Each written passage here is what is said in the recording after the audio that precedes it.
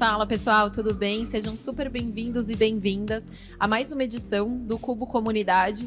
E hoje a gente vai falar sobre maturidade digital. Você sabe o que é e o quanto que ela é importante para a sua empresa? Eu estou aqui hoje com a Iapoli, já te apresento, Adalberto, mas eu estou com a Iapoli, que é uma plataforma SaaS que faz gestão e governança de ativos, e ele vai contar um pouco aqui para a gente sobre maturidade digital, sobre o que é, a importância e também sobre o que a empresa faz. Um prazer te receber aqui hoje, o Adalberto Generoso, ele é founder e CEO da Iapoli. E Adalberto, quero começar com você perguntando quem é você, né? Quero que você se apresente e perguntando o que vocês fazem, o que é a Iapoli, de que forma que hoje vocês atuam no mercado, por favor, com as empresas. Primeira coisa, muito prazer, Renata. Obrigado pela oportunidade de estar aqui. É uma imensa alegria estar aqui fazendo parte disso, que a gente gosta muito do Cubo. A gente, inclusive, é um dos entusiastas e leva o nome do Cubo para frente, para todo lugar que a gente vai. Bom, quem sou eu? Adalberto Generoso. É um nome bem peculiar, né? Então, não é difícil me encontrar até na internet. Venho desde da fundação, da idealização do Guia Bolso, lá atrás, entre 2007 e 2010. Depois disso, tive uma agência de publicidade, que foi onde começaram os insights em relação à Iapoli. Depois disso, participei de uma food tech chamada Chef Time, que inclusive foi comprada pelo Grupo Pão de Açúcar no final de 2019. E desde então, eu sou o CEO, fundador e estou na trajetória com a Iapoli. O que é a Iapoli? Vamos partir do pressuposto de que você tem um celular. Você sabe quantas imagens, vídeos e documentos você tem no seu celular agora? Muitas, mas você não sabe precisar. Inclusive, assim, quantos deles de fato são úteis para você? Acho que você também não sabe. Se você, no seu celular, na sua mão, você não tem esse domínio, imagina uma corporação como a Havaianas, como a Corteva, grandes corporações que produzem materiais no dia a dia e não têm um senso de governança, centralização, gestão disso. Colaboradores internos e externos, pessoas do mercado inteiro precisando de material, produzindo material e compartilhando isso. Essa dinâmica de trabalho, ela é bem sensível, porque a questões de ineficiência, você passar uma versão errada, compartilhar um documento errado, você mandar materiais que estão não necessariamente dentro do compliance para o mercado, são grandes riscos que a gente corre no dia a dia. A Apple vem para isso, botar ordem na casa, e seja um contrato, uma nota psicoeletrônica, uma bula, até imagens de produtos ou um vídeo que vai ser veiculado na TV, passa pela Iapoli, e a Iapoli é que administra, orquestra isso para o mercado do ponto de vista do cliente, da indústria, da instituição. Muito bom. Muito bom, muito bom. E é muito interessante também ouvir, dentro de tudo, toda a sua trajetória também como empreendedor, né? E a solução é uma solução que faz sentido para todas as empresas, né? Para todos os perfis de empresas. E, Adalberto, pensando que a gente está aqui na nossa edição do Cubo Comunidade, queria te perguntar um pouco sobre justamente o seu amadurecimento com relação à comunidade, né? Você trouxe aqui alguns insights e queria que você compartilhasse e desse dicas para os empreendedores e empreendedoras que estão nos assistindo sobre esse amadurecimento com relação à comunidade, quanto que isso ajuda o empreendedor, ajuda a startup nesse sentido. Bom, o Cubo, ele vem de uma característica, de um esforço que a Iapoli, desde o começo, já tinha ideia de se apropriar, que é justamente pegar as empresas pelo viés da inovação. Então, nos posicionarmos como startup já nos coloca numa vantagem competitiva de mercado que grandes corporações, aquelas que querem ser líderes digitais, e aqui vem a questão da maturidade digital, aquelas que estão olhando para a liderança digital, elas começam a abrir espaço, olhar para empresas que possam ajudar em vários desafios. A gente entendeu que a gente tinha essa oportunidade, isso era uma frente importante para a Iapoli, que ela é um pouco diferente da dinâmica comercial. É uma relação talvez comercial, a grosso modo, só que ela exige uma dinâmica, uma relação mais profunda. Entender o possível cliente, entender a dor, entender o negócio, criar proximidade, abraçar e aí sim começar a resolver desafios. E não simplesmente chegar, fazer uma ativação ou entrar em contato com um C-Level e falar, somos a Apple e a gente quer vender. Então, partimos disso. A partir disso, com o Cubo nos mostrou que dá para ser muito mais além disso. O senso colaborativo entre os fundadores. Arrisco a dizer para você que não só eu, boa parte dos fundadores, ainda mais nesse early stage, passamos por situações das quais a gente fala, cara, será que isso acontece comigo? Não, não. Não à toa que a gente tem grupos, tem algumas dinâmicas de chats, WhatsApp e a plataforma do Cubo ajuda a gente a compartilhar dessas dores, compartilhar de soluções, compartilhar do dia a dia, até mesmo perguntar, alguém tem uma indicação de um profissional, de uma plataforma? Estou com esse desafio. Então, toda semana eu tento interagir, eu coloco alguma coisa ou tento ajudar alguma esfera, algum fundador que está no mesmo momento que a gente, só que está passando por dores que eu já passei. Essa troca é muito rica e eu digo para vocês, ajuda muito.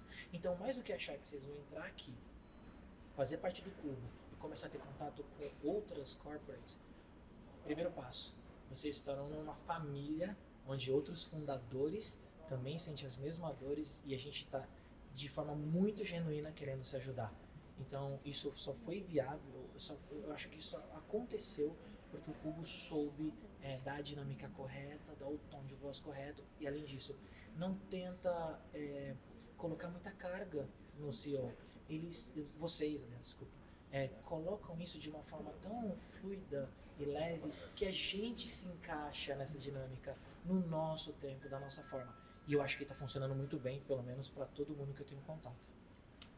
Não, com certeza. A gente, principalmente depois de pandemia, né? A gente fala que a única certeza que a gente tem é a incerteza. E ter essa rede de apoio, esse espírito de colaboração e essa troca entre os founders é fundamental, né? Seja com outras empresas, seja com outras pessoas, seja com a comunidade, mas é super importante. E uma coisa que também eu sempre falo é todo mundo que olha para vou empreender ou que quer entender mais sobre essa jornada do empreendedor, eu falo, não é uma jornada nada fácil, né? Pelo contrário, uma jornada cheia de desafios. Até a gente estava conversando aqui antes de entrar de quanto que você estava tendo que se desdobrar em vários chapéus ali com várias questões de investimento, de empresa, de projetos. Então, é uma jornada que requer muita resiliência, que requer muito do founder, que requer muito do time, da cultura da empresa, e é uma jornada cheia de desafios. E eu queria que você compartilhasse um pouco aqui com a gente também quais foram os seus principais desafios, como que foi essa jornada, não necessariamente só da Yapoli, mas o que você percebe, que dica que você pode dar para os founders, para os empreendedores ou para os futuros empreendedores que querem entrar, quais são os primeiros passos e quais são os primeiros pontos de atenção e quais foram os seus principais desafios até hoje aqui? Legal ouvir isso e ter esse tipo de provocação, pergunta, porque faz sempre lembrar de um ponto da onde eu acho que criou a minha base para lidar com desafios e as incertezas.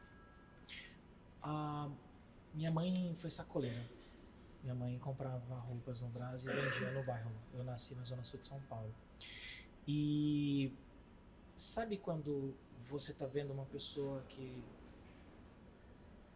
ela pega qualquer cenário e se adapta? Então, assim, eu acho que o primeiro ponto é a gente desmistificar o que é ser empreendedor. Ser empreendedor não é necessariamente uma pessoa ser o CEO de uma startup. Ser empreendedor é a pessoa que vende marmitinha fit pelo WhatsApp. É a pessoa que é sacoleira e vende coisas, roupas, etc., passando de casa em casa. Então, acho que minha base veio disso. E dado isso, acho que a melhor dica que eu posso dar, baseado na minha experiência, é pegar todas as suas frustrações ao decorrer da vida e entender quais foram os divisores de águas e perceber que a maioria deles, é onde fez você evoluir, veio de uma situação de desconforto. Isso aconteceu comigo muito. Então, consigo claramente definir uns 3, 4 momentos da minha vida onde eu sonhava em ser jogador de basquete, não fui, estou aqui, não sou o próximo Michael Jordan, e em algum momento eu tive que decidir ir para o mercado. E o que eu ia fazer? Isso foi um divisor de águas. Você não tem chão, mas você precisa fazer algo. Esse tipo de exercício é o que faz a gente, acho que na hora que pega um desafio e a gente acredita, tem muita crença de que aquilo vai dar certo, vem dessa resiliência, de você pegar os seus desafios que já aconteceram na sua vida, tudo que já aconteceu, e falar, cara, é só mais um. Só que eu acredito nisso e eu vou construir isso. Então, a única coisa que eu posso falar para vocês assim, nesse aspecto, se você acredita, vá. Tem que ter uma certa inteligência, não em relação à questão da resiliência, mas é mais inteligência emocional de saber lidar com essas coisas. A resiliência, ela é basicamente você ter inteligência emocional para você saber o momento certo de parar, de continuar, de decidir, de mudar, de alterar, de ouvir, não ser reativo. Então são uma série de coisas que é muito mais uma questão de autoconhecimento. A partir do momento que você começa a se conhecer melhor, você está preparado para outros desafios e você está preparado para empreender. Muito bom. Acho que não é nem só ser resiliente, mas é ser antifrágil, né? Você falou bastante que você passou por essas situações e você voltou mais forte. É muito isso que traz nesse conceito da antifragilidade. É você aprender com essas situações, voltar mais forte e voltar empreendendo. Não é à toa que você foi o idealizador do Guia Bolso, estava também no CMO do Chef Time e agora também isso serviu como veia empreendedora para voltar a empreender e agora está na Iapoli. Isso é muito legal. E pensando no futuro da Iapoli, o que seus clientes e futuros clientes podem esperar de vocês? Bom, a Iapoli tem 3 anos e meio, um pouco mais. A gente é de junho de 2018. Como Iapoli, o MVP nasceu muito antes disso. Pessoal, isso é importante falar. Apesar da Iapoli existir nesse período, o conceito começou a ser validado praticamente 3, 4 anos antes. E os insights vieram disso, foi amadurecendo a ideia até chegar onde chegou. Bom, neste momento a gente está passando por um novo divisor de águas, onde a gente saiu de um investimento anjo no ano passado para chegar até 10 clientes e agora a gente realmente se provou para o mercado o nosso valor como produto. Estamos ganhando relevância e consideração de outras grandes corporações, além dos nossos clientes, e isso está nos forçando, gerando estrias para que no ano que vem a gente tenha não só um produto rodando, mas um produto com excelência, um produto mais escalável, ele já é escalável, mas ganhando um outro patamar de escalabilidade dentro das diretrizes da LGPD e da GDPR, no caso, porque a gente é uma plataforma global com um dos nossos clientes. Então, agora é o momento que a gente vai ganhar maturidade com o produto em si e começar a entender o nosso tamanho para 2022, 2023 e chegar no próximo momento. Neste momento nós estamos multiplicando a empresa por 5, Nesse momento estamos multiplicando a empresa por 2 e ano que vem no mínimo a gente vai multiplicar por 3.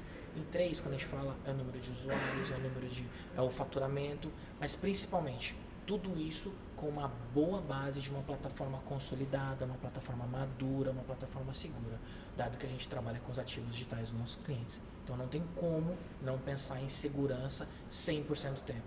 Então nosso momento no ano que vem é crescer 3 vezes o que nós temos hoje e trazer cada vez mais segurança para aqueles que já acreditam na gente, dar essa robustez e fazer a gente ser talvez a maior plataforma do Brasil de ativos digitais. Talvez não, tem que ter o sonho de que serão. Muito bom. Ou seja, vamos ter novidades com relação a investimentos, né? Com certeza. E assim, acho que o mais interessante também, né, nesse processo de captação, fundraising, etc., tem muita startup que tem muitas dúvidas, né, sobre esse processo, tanto de como ou quais são os fundos que ela precisa, que ela vai olhar, como que é esse contato com os investidores, como que é também o pitch de investimento, né? Tem muitas questões aí que envolvem todo esse processo de captação, né? E você mesmo estava comentando aqui que é um processo intenso, né, onde precisa de muito foco do empreendedor. E até para quem tiver mais curiosidade sobre o tema, a gente lançou recentemente o blog do Cubo com conteúdo também. Então, se vocês quiserem saber mais sobre captação, investimento, fundraising, tudo relacionado ao tema, entrem no nosso blog do Cubo que vocês vão ter acesso a conteúdo. E conteúdo também é outra coisa que é fundamental nesse período, né? Tanto para você se manter atualizado com tudo que está acontecendo com relação ao mercado, tendências, enfim, conteúdo também relevante para a sua startup, como também para te ajudar mesmo no processo de jornada. E minha pergunta para você e para você também dar dica para quem está aqui assistindo, qual é a forma de você se manter atualizado? Ou quais são os principais canais que hoje você busca conteúdo? Ou quais livros que você recomenda? Como que você faz hoje? Bom, aqui eu acho que tem um papel muito forte do Cubo, até puxando a outra pergunta que você fez anteriormente, eu vou reforçar agora. nós estamos num processo muito primário ainda da nossa empresa e a gente vai passar agora por uma etapa que é uma segunda rodada anjo, não chega a ser um seed isso, a gente está um pouco atrás ainda nesse processo. Dado isso, eu ainda estou aprendendo muito.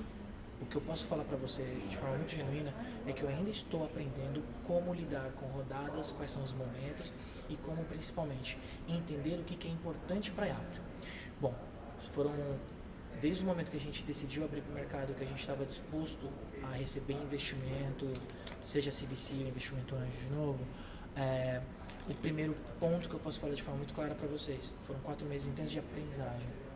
Eu comecei com algumas teses, achei que a nossa empresa valia um valor, e conforme eu fui conversando com cada fundo, com cada investidor anjo, eu fui entendendo melhor não só as dinâmicas desse tipo de jornada, mas também coisas que fazem sentido, dado que a gente tem que sempre estar pensando 2, 3 passos à frente. Para pensar 2, 3 passos à frente, você tem que encontrar um ponto de equilíbrio com quem já está no barco. Quem já está no barco está sempre querendo diluir menos, querendo que a coisa seja mais restrita e quer crescer muito. Ao mesmo tempo, você tem pessoas novas, fundos, ou seja, instituições querendo entrar e aumentar essa nossa capacidade de ser um produto, de crescimento, só que ao mesmo tempo você tem que lidar com o equilíbrio dos interesses. Então, a questão emocional de ser praticamente um terapeuta dos dois lados, entender o que um quer, o que o outro quer, é fundamental, estar aberto a ouvir.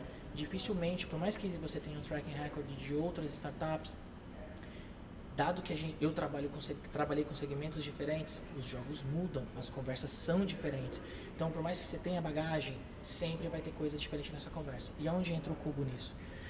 Nessa jornada, tive a felicidade do programa de mentoria que partiu de vocês, do Pripas, onde as pessoas que foram mentoras, eu até faço um agradecimento aqui para o Silvio, pro Thomas, para a Renata e para a Bruna, onde eles me ajudaram muito nessa reflexão, nessa jornada, porque eles pegaram esse momento que eu estava passando por essa jornada e fizeram as provocações ideais do ponto de vista de um executivo de mercado, do ponto de vista de um fundo de investimento, de um outro cliente, ajudaram a gente a entender o que a Yapli de fato quer e como ela quer, com quem que ela quer. De novo, o Cubo foi muito importante nesse processo. O que eu leio? De verdade, eu sou bombardeado por tanta informação que eu tento fugir um pouco do óbvio. Como eu já tenho muito playbook, muitas informações sobre como funciona a jornada e as rodadas de investimento, eu tento ir para um lado mais humano. Por exemplo, neste momento eu estou terminando a biografia do Winston Churchill, que é uma pessoa que lidou com vários tipos de desafios diferentes e teve que mudar a forma de pensar no meio do caminho. Foi uma pessoa que polarizou por vezes o posicionamento político, mas no fundo o resultado que ele gerou no final foi um resultado positivo. Não estou fazendo apologia ao Winston Churchill aqui, por favor, longe disso, mas é legal a gente olhar o lado humano de pessoas que são referências de alguma forma e entender na volatilidade deles como que lidam com essas situações, esses desafios. E é isso que eu tento usar para eu poder lidar com essas coisas. Não, muito bom, muito bom. A gente fala bastante, né? O quanto que é importante, não só leituras, assim como a do Winston Churchill que você comentou, mas conteúdo curado mesmo, né? E hoje, assim, tem muita gente que pergunta, como que eu começo, o que eu faço? O que não falta hoje é conteúdo curado, relevante e bom para as pessoas também conseguirem fazer parte dessa jornada, trocando conteúdo ou aprendendo com outras pessoas e com outros caminhos, né? Então, a internet hoje, acho que principalmente nesse pós-pandemia, o que não falta é conteúdo curado, né? Então... Com certeza. Eu vejo como a gente já tem um histórico interessante dessas jornadas de investimento, os fundos estão muito interessados em que a gente aprenda. Então, os próprios fundos, iniciativas como o Cubo, tem playbooks, tem material. Não é difícil achar, pessoal. Vocês vão conseguir achar como que funciona, o que é um investimento anjo, o que é um bootstrapping, por que chama bootstrapping, o que é um seed, um Series A e o porquê que existe cada momento.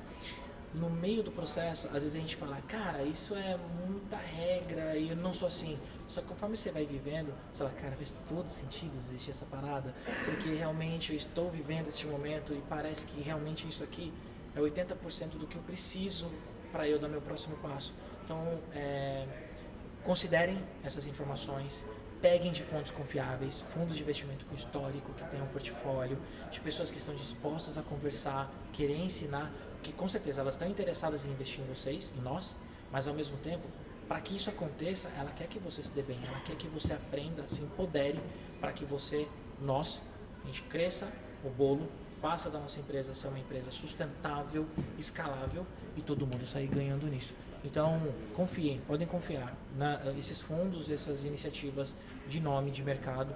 Cubo está aqui, Renata está aqui. Então, por favor, considerem muito isso. E nessa jornada, assim, né, o que é mais importante é o empreendedor, a startup, saber onde quer chegar.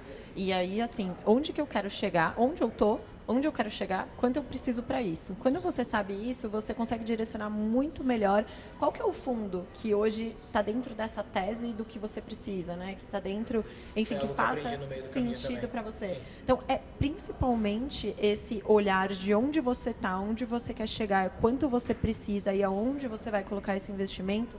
Esse olhar é fundamental. Eu vou fazer só uma consideração sobre isso. Nesse processo de investimento, a nossa captação ela é uma captação para nós substancial, mas é uma captação pequena para o mercado, montante. Mas no meio do processo, um fundo fez uma pergunta muito interessante. Tá, Adalberto, eu quero dar, não 1 milhão, quero dar 10 milhões na tua mão. O que você faz com 10 milhões? Bom, eu fui muito genuíno na minha resposta. Eu falei nada e você vai me atrapalhar com 10 milhões. Não tenho o que fazer com 10 milhões porque eu teria que parar a pensar como eu vou gastar isso. Então, o momento ideal para o quanto você precisa entra exatamente no que você comentou. Projetar e planejar 1, 2 anos para frente é o que você precisa para você saber o seu próximo passo. Não quer dizer que você não tenha que olhar mais para frente. Com certeza, sabe o jogo que você está jogando, tenha um norte, mas dê passos mais lentos para você conseguir tangibilizar, saber com quem você está falando e o que você precisa neste momento. E no meu caso, com certeza, não são 10 milhões agora, eu não saberia o que fazer com isso. Exatamente, muito bom, muito bom.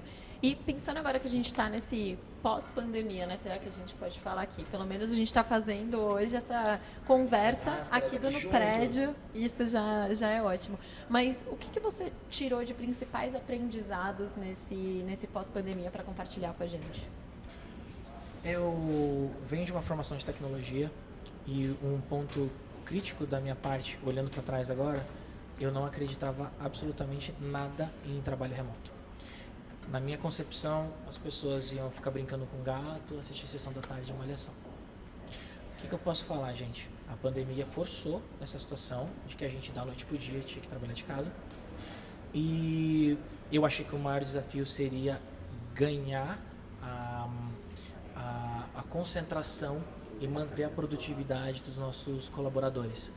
O desafio não foi esse. O desafio é fazer eles pararem de trabalhar. Então, hoje a gente tem situações de colaborador que acorda, estava no Netflix, parou de madrugada e estava sem sono, foi mexer no site, mexer no código, comitar coisa na área de desenvolvimento. É engraçado, mas é crítico, porque a gente aumentou a nossa produtividade, a nossa PO mostra relatórios periódicos para a gente de que a gente saiu pré-pandemia para um cenário pós-pandemia de quase 20% acima de produtividade do produto. Mas em contrapartida, a gente tem que ensinar os nossos colaboradores de que o trabalho não é tudo. Vamos manter um trabalho remoto, talvez ligeiramente híbrido, porque todo mundo gosta também do contato, mas tem as suas vantagens porque você dá uma flexibilidade e permite que as pessoas possam adaptar e ter uma saudabilidade mental e física, entre outras coisas, mais fluida. Tem uma ideia, aqui em São Paulo é uma realidade nossa, não é difícil ter gente se deslocando por 1h30, 2 horas para chegar no trabalho. Então isso realmente faz muita diferença no dia a dia das pessoas. Então esse foi o principal ponto, entender que sim, as pessoas estão preparadas para trabalhar remotamente. Segundo ponto, não, elas não estão preparadas para trabalhar remotamente, elas querem trabalhar e vão trabalhar muito. A gente tem que botar um ponto, uma referência, onde elas entendam que sim, é saudável você parar e você ir para sua academia, você namorar, estudar, fazer outras coisas também, administrar o dia, pensar nas pessoas. Eu acho que esse é o ponto principal hoje, entender que não é a pandemia trouxe para a gente a percepção de que a gente tem que pensar nas pessoas. É isso. e acho que assim, né, foi um momento que todo mundo desafiou todas as verdades absolutas que acreditavam. Então você mesmo comentou que você achava que não fazia sentido trabalhar de forma remota. Assim como você pensava isso, muitas corporações achavam que não precisavam se atualizar ou inovar ou estar próxima do ecossistema de startups. E viram que sim, elas precisam, né, para elas se manterem competitivas, para elas se manterem relevantes no mercado, que elas precisavam otimizar processos, olhar para novos mercados e estar cada vez mais com esse olhar de inovação aberta, né, olhando o que tem de melhor no mercado para eu somar forças dentro de casa.